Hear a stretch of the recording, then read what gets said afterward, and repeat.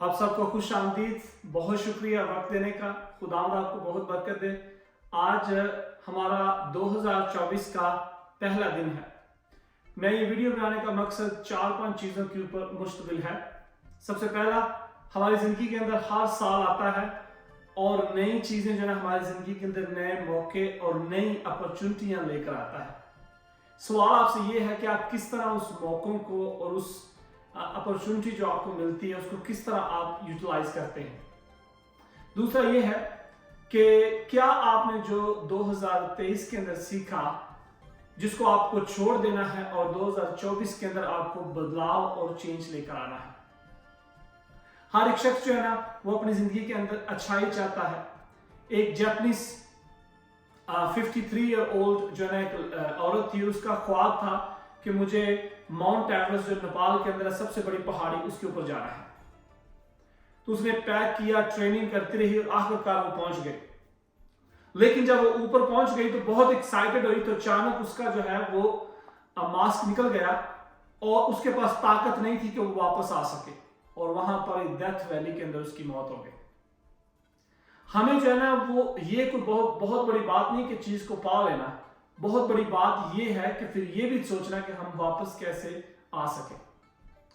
ये हम सीखते हैं कि हम किस तरह बड़े बड़े गोल बनाते हैं, लेकिन सबसे इंपॉर्टेंट चीज है कि आप किस तरह उसे अपनी जिंदगी के अंदर स्मॉल छोटी मकदार के अंदर चीज को लेकर आकर कैसे आप उसको पूरा करते हैं।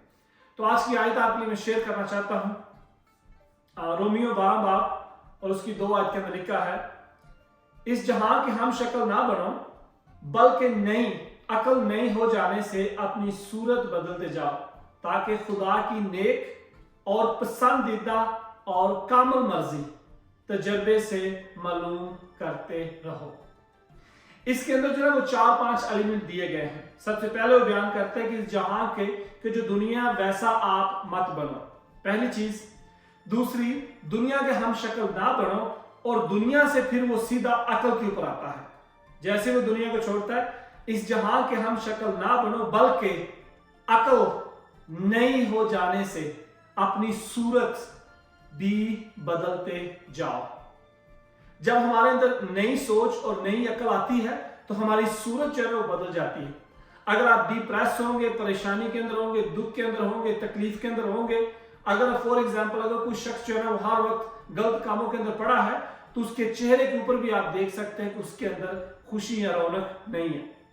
तो लिखा है कि जिस तरह तुम्हारी अकल चेंज हो जाए वैसे ही तुम्हारी सूरत भी बदलती जाए, ताकि खुदा की नेक और पसंदीदा और कामिल मर्जी तजर्बे से मालूम करते रहो।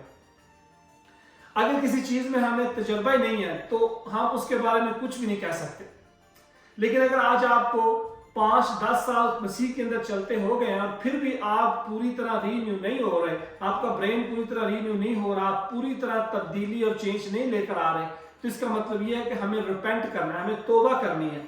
हमें तौबा करनी है क्योंकि क्रंथियों दूसरे क्रंथियों के अंदर लिखा है कि जो दुनिया की गम है वो मौत पैदा करता है, लेकिन खुदा का जो गम है, जो रूहानी या सच्चाई का जो ईमानदारी का जो गम है, वो हमारे लिए ऐसी तौबा पैदा करता है जिसका नतीजा हमेशा की जिंदगी होती है। और दुनिया का गम हमारे लिए मौत पैदा करता है। तो आप जो है ना उससे तौबा करें, उससे छुटकारा पाएं। क्योंकि खुदा ने आपको आजाद कर दिया है। और अगर आज आप फिर गुलामी के अंदर चल रहे हैं तो इसमें ना तो खुदा की गलती है और ना जो पाक कलाम शेयर करते हैं उनकी, ना बाइबल की। ये इसमें मैं खुद ही जो है ना अपने सारे जो बैग उसे लमका कर फिर रहा हूं। तो ये बड़ा इंपॉर्टेंट है कि हमें पूरे जो बैग हमने लटकाए हुए अपने साथ, अपने जहन के साथ, खुदा चाहता है कि हम उसको साफ करें और बिल्कुल प्योर नया बनकर उसके पास आए। तो खुदा आपसे बहुत मोहब्बत करता है।